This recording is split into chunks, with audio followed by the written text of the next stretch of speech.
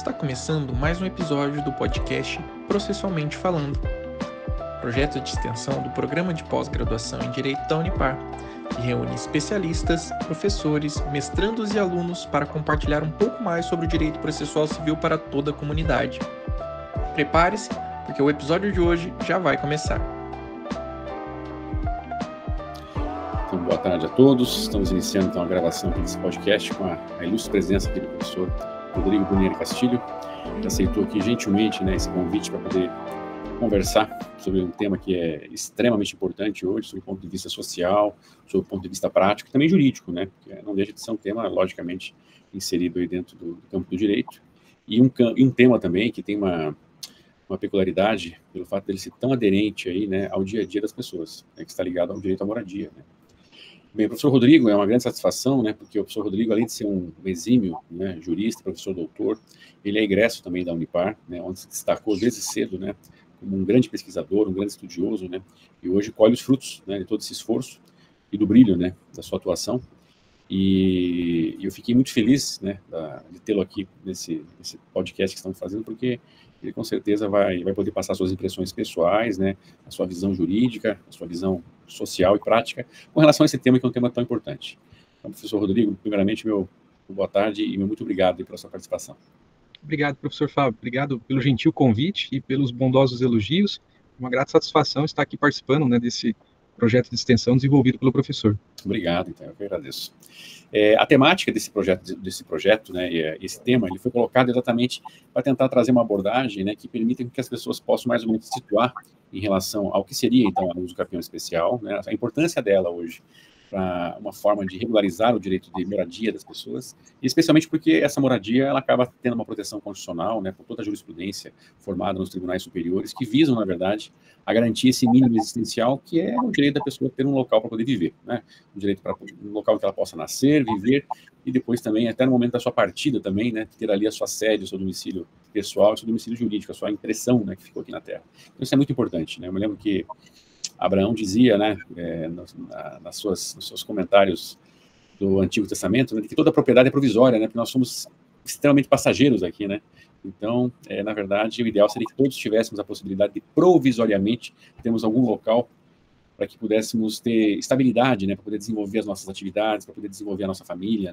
E isso acaba tendo uma função social gigantesca, E é por isso que a usucapião ela tem um papel, na minha visão, assim, tão importante, E dentre as possíveis, hipóteses do usucapião, professor Rodrigo, o que o senhor tem visto na prática, Se o senhor quiser até falar um pouquinho sobre a usucapião, o que seria a usucapião, explicar para as pessoas que vão ouvir depois, quais seriam os requisitos básicos para que uma usucapião ela possa se configurar, e se essa usucapião especial, o senhor tem visto que ela tem tido uma aplicação prática, por exemplo, na região que o senhor reside, que é uma região muito rica, se isso já acaba sendo algo residual, E como nós havíamos até conversado aqui antes de iniciar o próprio podcast, se dentre as diversas possibilidades hoje você pleitear essa usucapião, se havia, que não depende do juiz, a pessoa vai lá no cartório e inicia o pedido pela via extrajudicial, se ela vem sendo utilizada.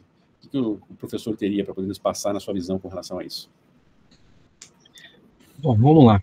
É interessante o professor citar Abraão, a gente que estuda o direito, eu tenho um livrinho, o professor imagino que também tem, que trata da lei das 12 tábuas.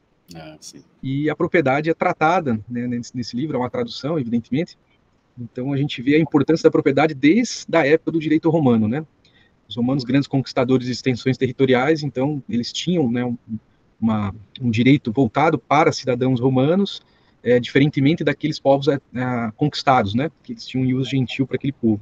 Então, a importância da propriedade, ela é uma importância que ela não é tão atual, vamos dizer assim, já vem de séculos, A propriedade é algo importante para a sociedade e fez parte do desenvolvimento, dessas sociedades ao redor, do mundo e, por assim dizer, ela evoluiu, as sociedades evoluíram com os próprios estados, as formações que nós temos hoje.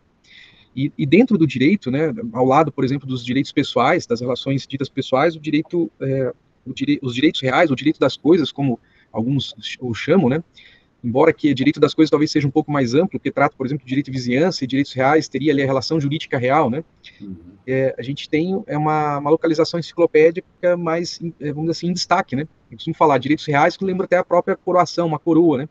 Então, tem uma importância diferenciada dos direitos pessoais, da relação jurídica obrigacional, né? E por conta desse relevo que é a propriedade para o próprio direito, né? A gente vê isso. Há uma incorporação, e dentro, né, dos Estados modernos, dentro das constituições, né, isso não é algo somente do Brasil, né? A gente começa ver a importância do Estado proteger a propriedade privada, né? Seria como se fosse um grande firewall, né? Uma barreira de proteção ao grande leviatã que é o próprio Estado. E nós temos, né, no constitucionalismo mais recente, né, para citar, né, entre direitos fundamentais, a Constituição de Weimar. E na Constituição brasileira nós também temos, né, um assento, né, a propriedade ali ela tem a sua importância, né, em diversas passagens da Constituição, né, a gente pode elencar diversas passagens que a propriedade ela é citada no texto constitucional. E, sobretudo, a função social da propriedade, né, ela vem ali, a função social, ela vem tratada não somente como um princípio, mas também como uma norma, né, quando falo princípio, né, justamente pelas sanções que a não utilização da propriedade vai levar pelo seu não atingimento da função social, né, e como norma, naquilo que disciplina, por exemplo, as especificações que se pretende ao proprietário de, né, a sua utilização, principalmente aquelas utilizações que são nocivas, né, à saúde, sossego, né, no uso, né, e gozo e fruição dessa propriedade. Então nós temos um direito, né, que é um direito muito próximo da sociedade, por isso que é um instituto tão importante. E quando a gente vê, às vezes, algumas políticas públicas, né, por exemplo, políticas habitacionais, né, programas habitacionais, como, por exemplo, aqui no Paraná, né, Coapar, né, a gente tem diversas políticas públicas destinadas à moradia, né, de tão importante que é a moradia para o cidadão, né, principalmente que aquele está iniciando a vida, né, que acabou ali, né, casando, contraindo um matrimônio, uma união estável, né, ele precisa de uma casa, né, as pessoas, né, elas têm uma importância muito grande a moradia para o sujeito, né. E nós vemos que talvez o Instituto da Usucapião especial, né, essa modalidade de usucapião especial urbana, né, é algo que é pouco utilizado, né, no cotidiano extrajudicial, principalmente. Eu diria até que para uma cultura que tem, né, o povo latino-americano de ser um pouco mais litigioso, né? O povo é bem carnolitiano, professor Fábio, né? Eles procuram o judiciário como se o judiciário fosse, né, a solução para diversos problemas, né? E a gente tem hoje a modalidade extrajudicial, né, uma modalidade administrativa de formalizar essa usucapião, né, utilizando-se, por exemplo, de uma ata notarial, né, preenchendo os requisitos, né, que nós temos no processo civil, né, de peticionamentos lá esculpidos no artigo 319 seguintes do CPC, né, com formalização de um memorial descritivo, né, a semelhança de um projeto básico, né, contraditório, né, a citação dos confinantes, né, a possibilidade de unir posses, né, e a sua descrição até nessa ata notarial, só que é algo que não é tão difundido, não é algo tão corriqueiro. E o que a gente vê na praxis, né, só pegando o exemplo aqui da Coapar, né, que é uma forma, né, que nós temos, né, de política às moradias, né, populares, aqui instituídas no estado do Paraná. Muitas pessoas, né, retiram o seu imóvel, né, junto à Coapar, né, vai lá, adquire o imóvel, sai lá a formalização num contrato junto à Coapar e ficam pagando ao longo dos anos. Só que, às vezes, as pessoas, elas se mudam, vendem o seu direito e por se tratar de imóveis, né, simples, né, de um certo valor econômico baixo, as pessoas, elas não fazem a formalização que é devida, né, pelo Código Civil quando se trata de bens imóveis, né. Então faz ali ou um contrato de gaveta, ou, né, quando faz contrato de gaveta é muito bom, né, o que na verdade acaba não fazendo é nada. E aí a pessoa passa uma vida inteira no imóvel, cria seus filhos e, né, às vezes vem a falecer, tem a necessidade de inventariar e lembra que aquele imóvel não está no nome, né, não tem a titularidade registral do imóvel para fazer a inventariança do bem, né. Então, quando procura um colega advogado, o que a gente vê é, às vezes, a procura do judiciário para sanar esse tipo de situação. Quantas vezes a usucapião administrativa poderia acudir muito melhor, de forma muito mais breve, porque o procedimento de usucapião judicial ele é demorado, né, ele é muito exaustivo. É um processo que vai tramitar aí, talvez, mais de ano, né, se não alguns anos. 5 anos, 10 anos. Até que, né, faça a citação dos confinantes, enfim, tem toda uma situação, quando acha também, né, a pessoa no qual ali estava investido do contrato preliminar de compra e venda junto, né, com a empresa ou com a autarquia, o órgão público que fez ali a venda, né, dos lotes, né, edificados ou não, né, Então, há uma dificuldade muito grande de tramitação. A uso capião administrativa facilitaria muito isso. A resistência talvez passe por parte dos colegas advogados, né? Aproveitando está tocando nesse ponto, para não esquecer depois, né? Que você até se falou nessa questão de carnelute, da questão da litigância, né? Realmente o brasileiro gosta muito dessa questão de querer ingressar com a ação. Mas, sob o ponto de vista do registrador, do notário, você acha que, em relação ao uso capião, essa forma mais flexível, essa forma mais simples, né? De você fazer esse pedido pela via extrajudicial, existe alguma resistência por parte deles também em processar esse pedido ou não? Porque, em algumas situações, eu até observei uma vez que, informalmente, né, um tabelião notário falou: olha, doutor, o preço de uma ata notarial é quase o mesmo preço de uma escritura pública de compra e venda de um bem. A escritura pública de compra e venda de um bem eu faço em algumas horas, agora uma ata notarial eu demoro dias para ser feito, às vezes eu tenho que ir até o local, né? Então é um trabalho muito grande. E que eu tenho observado, eu não sei se isso está acontecendo ainda, porque eu estou do outro lado, né, eu estou na via judicial, né, que analisa só os pedidos judiciais, se existe um pouco de resistência também por parte dos registradores, dos notários, em querer desenvolver essa atividade, né? Professor Fábio, existe, tá? Eu falo como advogado.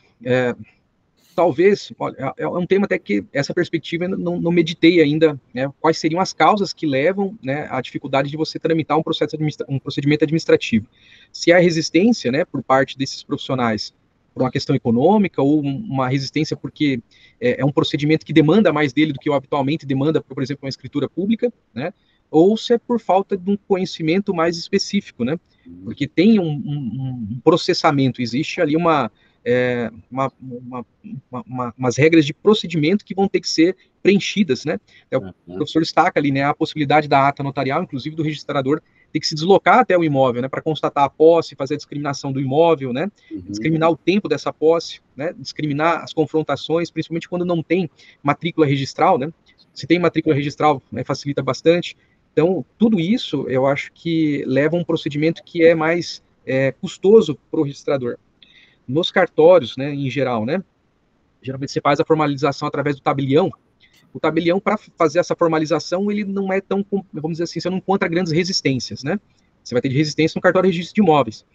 E a questão talvez, eu não sei se eles estão preparados, né, porque existe um permissivo hoje legal dessa forma, né, de aquisição da propriedade através do decurso do tempo, né? Só que talvez precise de uma mudança, de uma cultura dos cartórios também, né? A gente fala muito extrajudicialização, e alguns estão preparados, né? Vamos dizer assim, estão as estruturas robustecidas para atender demanda, outros não. Alguns cartórios, principalmente quando a gente fala aqui do interior do Paraná, e esses tipos de uso capião, eles vêm a acontecer nesses lugares mais longínquos, né? Devido à simplicidade, enfim, à pouca instrução da população. Muitas vezes o notário, é difícil você encontrar ele, né? Sim. Então, isso vai demandar uma participação ativa dele nesse procedimento que tem que ser instaurado, né? Então, confesso que, assim, não sei qual é o motivo, a rigor, que levaria, né, essa pouca utilização desse instituto, né? Que é mais célere, é muito mais efetivo, enfim, né? Tem alguns problemas, tem alguns problemas, né? Salvo engano, né? Principalmente quando se trata de posse, né? Como eu falei, a pessoa vive a vida inteira, falece, aí fica lá os herdeiros ou herdeiro, e aí tem a união de posses, né? Ali no caso causa mortis, né? Mas e quando há, né? A pessoa geralmente vende esses direitos, né? A pessoa, né, o pai e a mãe faleceu, a pessoa não reside no imóvel, decide vender aquele eventual direito para outro sujeito, aí você tem que fazer a união de posses, né? Aí você tem ali uma acessos, né? Possessões mortis causas de relação negocial, e nessa modalidade de uso capião especial, nós temos um impedimento no Código Civil que eu acredito que deva valer também para o procedimento administrativo, né? Eu acho que teria que ser observado, né? Sim, exatamente. E aí são situações que precisam todas ser analisadas, né, para aquele que vai ser o responsável, né, por fazer o manuseio do pedido, recepcionar, né? E um ponto também que é importante, eu acho, né, que é algo assim que a gente não se preocupa muito com isso, porque a gente não está na função do registrador e do notário, mas é a responsabilidade civil, né? Porque, na verdade, eles também hoje respondem, né, ainda que de maneira regressiva, né, porque o Supremo lá diz que é o Estado que tem que responder por erros em caso de concessão e permissão, então é uma atividade permissionada, né, o registrador e o notário, mas depois, regressivamente, eles teriam que responder, né, a responsabilidade é subjetiva. E na via judicial isso não existe, né? Na via judicial, se o juiz comete um erro em uma ação de uso capião, desde que não seja um erro doloso, né? Então, na verdade, não existe responsabilidade por erro injudicando, né? Então, é uma situação também que, para eles, eu acho que pesa bastante, porque acaba declarando uso capião sobre uma área que geralmente tem um valor econômico, pode ser pequeno, mas também pode ser médio, pode ser expressivo, né? Então isso também gera um certo temor, né? Porque é um dos processos, assim, que eu, pela minha experiência, né, como juiz, em todos os anos que eu já tenho, praticamente 30 anos de magistratura, é um dos processos em que mais se realiza a tentativa de fraude documental em processo de uso capião. A pessoa tenta fabricar, né, o tempo de posse, muitas vezes, né? E aí, esse vamos dizer assim, existe algumas... eu já peguei, não, obviamente, não que eu tenha patrocinado uma causa que a gente fez isso, mas eu atuei numa causa que o sujeito ele tinha adquirido uma área rural, e dessa área rural ele adquiriu onerosamente. Aí o professor está falando dos requisitos para uso capião, né? Uhum. A posse, principalmente aquela posse ad uso capione, né? Ou seja, a posse com aquele ânimo de se tornar proprietário, o tempo, né? E a coisa, né? Que para o direito, né? A res, né? A coisa suscetível de uso capião, de ser uso capida, né? Por exemplo, bens públicos não entrariam nessa esfera. E a grande dificuldade é que a caracterização dessa posse, né, oriunda de uma relação jurídica negocial, é uma aquisição derivada e não uma aquisição originária. E muitas vezes as pessoas elas tentam fugir da exação fiscal, né, alegando ali uma uso capião, e enfim, né, por parte dos tribunais, né, o professor, né, muito mais do que eu sabe que os tribunais têm rechaçado esse tipo de tentativa, né, de se furtar muitas vezes de fazer o recolhimento dos impostos que são devidos, né, porque até a posse não é uma posse de um sujeito que tem o ânimo de se tornar dono. Na verdade, a posse dele já é a posse de dono, porque ele adquiriu onerosamente, houve uma relação jurídica negocial. Exatamente. E o que acontece, né, uma pequena área rural, entraria até na uso capião especial rural. Seria uma área menor que 250, do que 50 hectares, desculpa. Então, entraria nessa hipótese, mas o sujeito simplesmente ele esperou, né, o decurso do prazo de 10 anos, né, tinha um caráter produtivo, e com isso ele requereu, né, esse caso foi um caso judicial, né. Então, a gente tem essa dificuldade, né? Não só nesse aspecto, né, que o professor destacou, mas como também na tentativa de se furtar o recolhimento tributário correspondente, né, que teria o sujeito que faz ali a aquisição inter vivos, né, através de uma relação negocial, né? Isso é algo que nós vemos na praxe, né? Uhum. E muitas vezes as pessoas, por desconhecimento, por falta de atecnia, né, eles confundem qual é essa posse, né? Porque nós temos ali as características da posse, nós temos uma classificação da posse diferenciada, né? Sem dúvida. Né?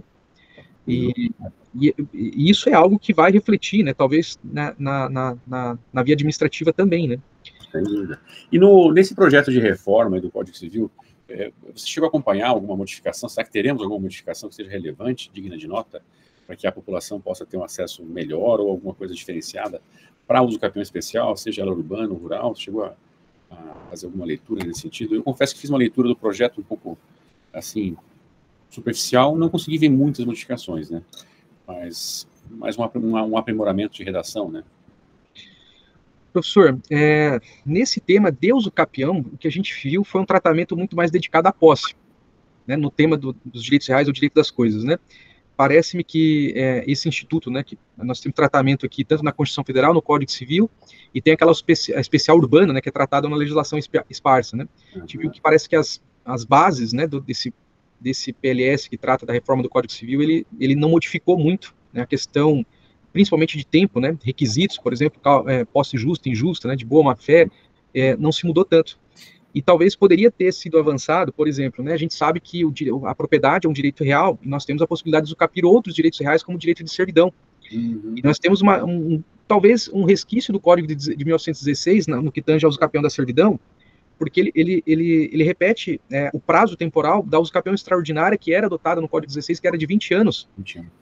Né? E quando que a usucapião da propriedade, que é o direito real máximo que nós temos dentro do artigo 225, o prazo é de 15 anos, e não requer nem justo título, nem boa-fé do sujeito. Né? Então, é um direito real de menor, vamos dizer assim, envergadura, né? Porque a propriedade é, por excelência, né, a que congrega, né, os demais, e da onde, né, deriva os demais direitos reais, ele tem um prazo menor, né, e talvez esse PLS deveria acudir essa modificação, acho que é, se não me engano, é o 378, eu não lembro agora de cabeça qual que é o artigo que trata. Poderia ter feito essa alteração, né? Poderia mesmo, isso é verdade. E até uma forma de talvez, bem, eu não sei qual que é a sua opinião, né, com relação a isso, mas é um tema também que, em algumas situações, eu vejo que algumas pessoas tentam às vezes, né, mas acabam tendo um certo insucesso pela questão do procedimento, que acaba que acabava inviabilizando, né, especialmente quando a uso capião ela tinha procedimento especial, quando ela estava nos procedimentos especiais, né? Mas você acha que, na sua visão, que a uso capião especial ela poderia ser tratada no juizado especial, ou a lei do juizado deveria ser modificada para permitir, por exemplo, que o procedimento sumaríssimo, que agora o sumaríssimo acaba sendo do juizado, pudesse ser aplicado para ela? E, de certa forma, ela ficou órfã, né? Porque o CPC de 73 permitia a aplicação do procedimento sumário, né? Não tem mais o sumário, né, agora. Então, será que o juizado especial seria um caminho para poder fazer com que a população mais humilde, né, a população hipossuficiente, ela pudesse ter acesso a uma tutela, né, jurisdicional mais efetiva? O que você acha disso? É uma boa, né, exige uma meditação, uma boa, dá um bom do artigo científico, né? Agora mas nós temos ao lado das ações possessórias, né, que tem procedimento especial, nós temos as ações petitórias e essas que tratam nas tuitivas da propriedade, todas elas pelo procedimento comum, né? Uhum. E realmente, por se tratar, né, de algo que, vamos dizer assim, tem uma perspectiva de tratamento pelo legislador, né, de uma propriedade que tem uma delimitação, uma delimitação territorial, né, específico, né, uma propriedade menor, né, ela reduz o prazo, né, você tem ali, se não me engano, até 250 metros quadrados, né, prazo de 5 anos, né, há uma clara tentativa do legislador de beneficiar, né, e criar essa tutela, né, jurídica, né, aos pretensos necessitados, as pessoas que realmente, né, são acudidas ali por uma necessidade de fazer uma regularização, principalmente fundiária. Nós poderíamos citar até outros tipos, né, tem ali os capião, né, destinado à regularização fundiária, né, que não se tem até delimitações específicas, né, de até 250 metros quadrados, mas seria grandes aglomerações irregulares, né, em áreas suburbanas, né. Então, há uma tentativa de se beneficiar, e o procedimento comum é um procedimento ali mais exaustivo, mais demorado, né? Então, em termos de acesso à justiça, talvez teria que ser feita algumas alterações, melhor, né? Teria que ser feita alterações por conta da lei dos juizados, né? Poderia, sim, eu acho que recepcionar essa tratativa, né? Até porque vamos dizer assim, os requisitos, né? E isso, o legislador não fez isso, né? Não tratou isso dentro do Código de Processo Civil, né? A gente não... até os próprios...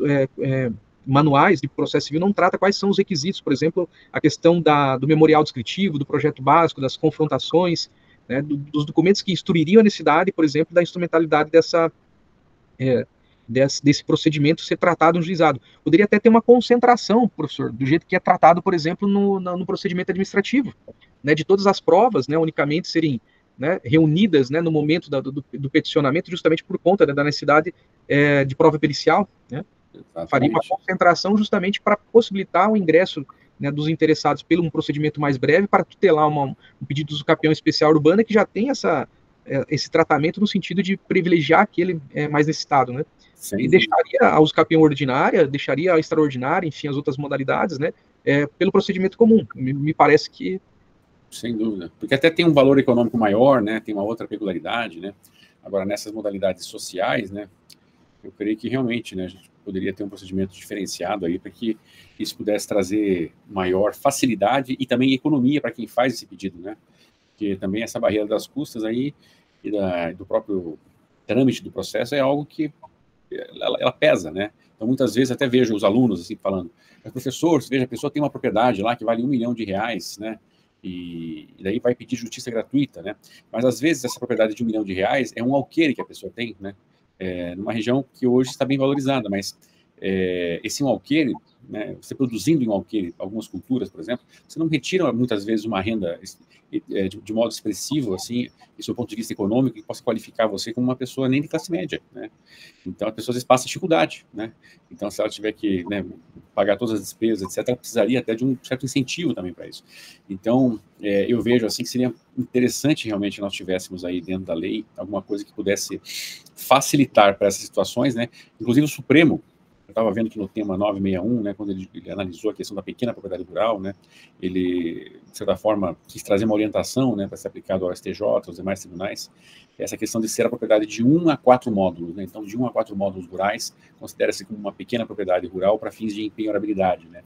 Então eu acho que essa pequena propriedade, ela precisa, né, ela precisa ter um um tratamento diferenciado, que já é reconhecido pela própria jurisprudência, né, pelos próprios precedentes aí do STF e dos demais tribunais, mas também pela própria lei, para poder facilitar o acesso a ela, né, por meio da usucapião, né, porque a usucapião é uma forma de acesso à propriedade, né, a pessoa não é obrigada a fazer usucapião, mas não há dúvida que na minha visão, assim, prática, né, do tempo que eu já atuo com esse assunto, do tempo que eu já escrevi sobre isso, e quando a pessoa transforma a posse em propriedade, ela ganha dignidade. Não que a posse seja indigna, né, não é isso, mas é que realmente você ganha titularidade dominial, você ganha endereço, né, você ganha CEP na sua casa, quando você tem o registro, né, então o registro hoje ele acaba sendo muito importante, né, e eu acho que foi até esse um dos motivos, salvo engano, que o legislador lutou bastante também lá para poder aprovar o direito à laje, né? Que é algo meio estranho, né? Algo que eu, sinceramente, não me recordo agora se existem outros sistemas jurídicos no direito à laje, mas a possibilidade de você ter um direito real de sobreposição é, de certa forma, porque você tem uma identificação econômica e social de que você está em um imóvel, que você existe, né? E existir economicamente é muito importante, porque a pessoa tem acesso a financiamento, a pessoa tem acesso a crédito, né? A pessoa tem segurança, né? Com relação, olha, eu sei que aquela pessoa mora em tal local, para fim de poder contratar para um emprego, para ter o endereço certo, né? Então, eu acho que a propriedade ela tem uma importância assim, social muito grande, que vai muito além da questão econômica, né? De você ser proprietário de um bem, né? Mas ela te dá muita dignidade, né? Então, por isso que eu acho que realmente essa possibilidade de processar, né, por uma lei mais simples o pedido, realmente traria também benefícios muito grandes, né? De fato, tem um procedimento específico para a tutela, né, né, da usucapião especial, ela faz jus até à função social da propriedade. O professor toca ali da parte econômica, né, mas também tem um critério né, de perspectiva de análise pelo desenvolvimento socioeconômico, porque tem acesso a financiamento, acesso a crédito, né, permite, né, o sujeito, né, constituir aquela propriedade em garantia, né, obter, às vezes, taxas de juros melhores. Então, a propriedade, né, ela tem ali a sua função social, o sujeito dá a destinação de moradia, né, para a família, enfim, né, para os seus ali que, né, porventura, né, residam naquele imóvel, trazendo dignidade, né, enfim, a perspectiva, né, desse direito fundamental. Mas tem também, eu acho que essa análise, né, de regulamentar, porque você tem ali a possibilidade de ter uma circulação de riquezas, né, e aí você olha o Estado como um organismo vivo, né, tudo é um grande relógio de cordas antigo, né, que cada engrenagemzinha tem a sua função, né, no giro dos ponteiros do relógio, né, e isso possibilita, sem dúvida, que haja ali acelere, né, esse tipo de regularização. E o procedimento da usucapião especial, a rigor, o professor talvez, né, consiga trazer mais exemplos, mas a grande maioria, ela entra já com pedido de justiça gratuita, coisas que a gente não vê, por exemplo, no caso da usucapião extraordinária pelo parágrafo único, né, que reduz para 10 anos, geralmente o sujeito recolhe custas e tal. E por que se pede justiça gratuita muitas das vezes? Né? No caso, por exemplo, daquele da Coapar, o sujeito fez a aquisição de modo contrário ao que dispõe o Código Civil, né? Não fez através da escritura pública. Então vai ter a causalidade lá na frente, né? E as procuradorias dos estados geralmente já vêm e faz uma defesa genérica pedindo a sucumbência do sujeito porque deu a causa ao processo. Então a maioria já vem justamente ali requerendo, né, a gratuidade da justiça. E, enfim, é um procedimento que poderia ser melhor trabalhado, né, para o atendimento dessa função social da propriedade, né? A tutela jurídica em específico, né? Sim, sem dúvida. Acho muito importante isso, né? Para a gente poder arrematar aqui, professor, na sua visão, o Brasil, essa é uma expressão de Pontes de Miranda, né, que dizia que a usucapião, ela é um instituto, né, de países ainda não muito civilizados, né? É mais ou menos essa expressão que ele usa lá, né? Mas o professor acredita, né, que essa usucapião, ela ainda persiste no nosso sistema ainda por uma desorganização do nosso sistema, né? E qual que é o futuro, né? Será que nós teremos aí, num breve tempo aí, cada vez casos menores de usucapião, né? Eu confesso que eu já cheguei a até falar isso uma vez, eu já procurei na jurisprudência alemã, né? Hipóteses de usucapião de bem imóvel, e lá não tem previsão de usucapião especial, né? Só usucapião mesmo. Mas não existe porque há mais de 100 anos, né? O sistema cartográfico e registral não tem casos de terrenos adéspotas, né, que não tenham proprietários, né, ou abandonados, né. Como é que o senhor vê essa situação aqui mudando para o Brasil, né? Professor, eu acho que o Instituto ele vai ele vai persistir dentro do ordenamento jurídico, né? As relações humanas, elas são, né, a criatividade humana, ela não encontra limitação para as novas formas de organização, né, de relações entre si, né? A gente, por exemplo, tem ali a relação do condomínio edilício, né, que tem uma simbiose entre a área particular exclusiva com a área comum. né? E hoje se discute até a possibilidade de uso capião da área comum, da fração ideal. Então, é algo, inclusive está previsto no projeto da reforma do Código Civil, expressamente que a convenção de condomínio poderia dispor sobre a fruição de área comum do condomínio, né, desde que previsto na convenção condominial. Então, as relações, elas têm uma certa plasticidade conforme alguns institutos vão evoluindo, né? E talvez a uso capião, essa uso capião sobre direitos, né, reais, ela vai encontrar alguma aplicabilidade prática, né? Talvez não por desídia ou, né, por parte do cidadão brasileiro ser relapso, né, tal como, né, Pontes Miranda, né, ali coloca, mas como uma forma de tutelar um direito, que não vai poder ficar descoberto, né? Essa propriedade ela tem que atingir a sua função social. E quando a gente vai estudar essa disciplina, nós temos que recordar que o sujeito ele pode dispor da coisa dele. O sujeito pode abrir mão, ele pode renunciar à sua propriedade, né? O próprio condômino, no condomínio geral, ele pode, né, se excusar, né, do pagamento, né, das despesas condominiais, renunciando à sua quota-parte em favor dos demais condôminos, né? Isso no condomínio geral, aquele né, por ato inter vivos, aquele voluntário, né?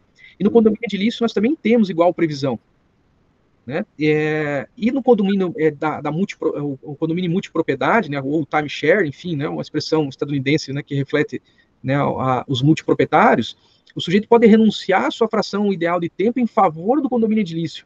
Aí há uma preservação, acho que é o 1358, acho que T do Código Civil, que fala, né, como a proteção daqueles multiproprietários, justamente porque acresce, né, a fração ideal de tempo de cada um, de modo a preservar esse instituto, que aqui só abarca, né, bens imóveis, né? Então, nós vamos ter, né, se a gente olhar, né, como uma inserção de financiamento do pool hoteleiro, né, a multipropriedade, os rearranjos humanos eles vão se aperfeiçoando, né? Talvez a gente não é capaz de prever toda essa... E é um instituto que, de algum modo, o sujeito pode dispor da propriedade dele. E como que vai regularizar isso, né? Então, é um instituto que me parece que ele vai ser perene ao longo dos anos, talvez muito menos, né, nas formas que a gente está acostumado, né, de ver, principalmente ao extraordinário, ordinário, não que é inevitável, né? Porque o sujeito simplesmente, né, o proprietário desidioso ali, ele vai, né, haver o perdimento da posse, ou melhor, da propriedade pelo exercício da posse, né? Por isso quando a gente fala de posse, bom, o professor é muito mais expert do que eu, né? É um tema difícil de ser tratado, né? E aí tem uma certa divergência na doutrina, se posse é um direito, se posse é uma situação fática, e aí tem uma corrente, né, intermediária que fala que a posse seria uma situação fática tutelada pelo direito, né?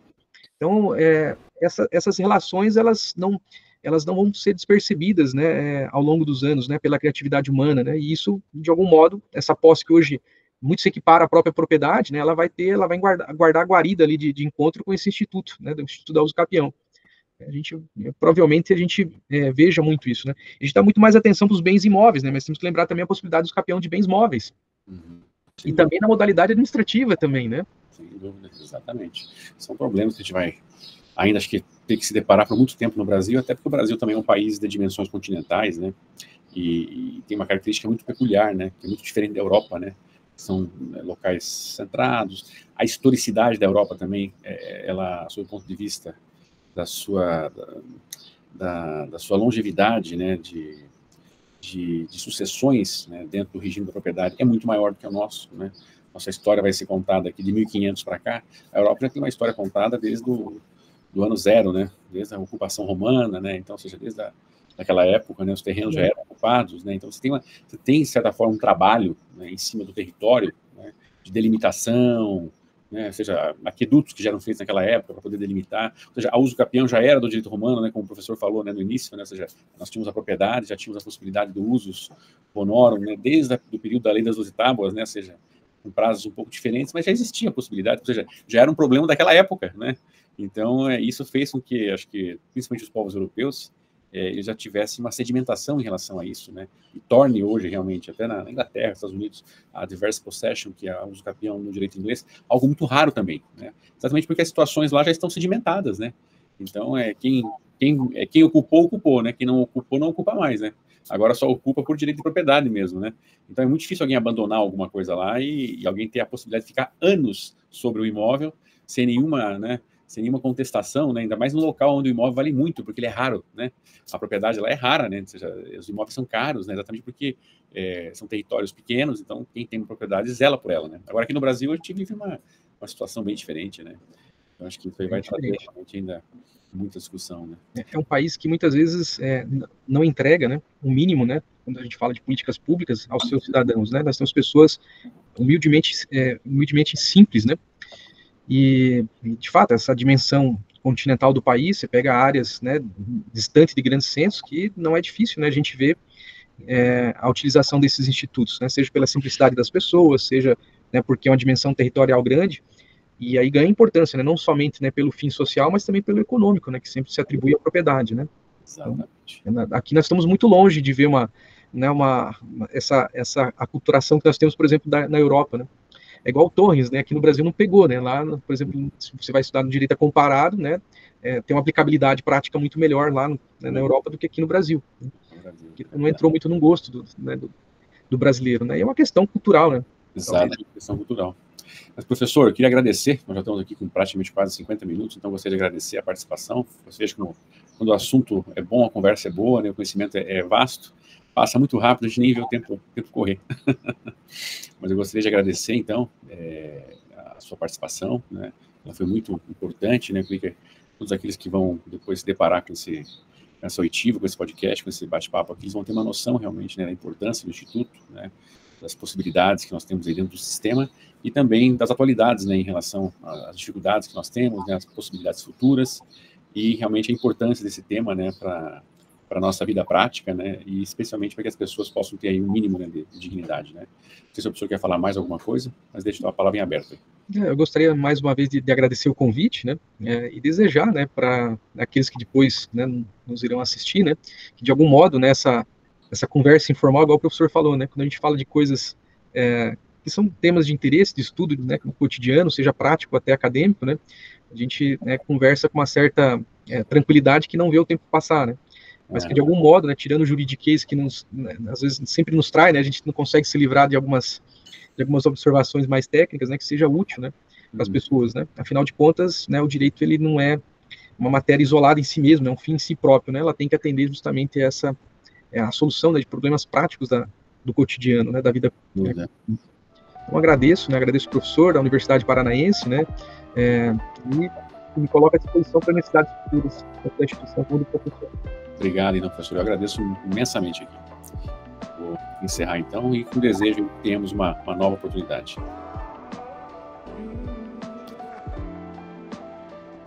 Você acabou de ouvir mais um episódio do podcast Processualmente Falando, um projeto de extensão da pós-graduação em Direito da Unipar.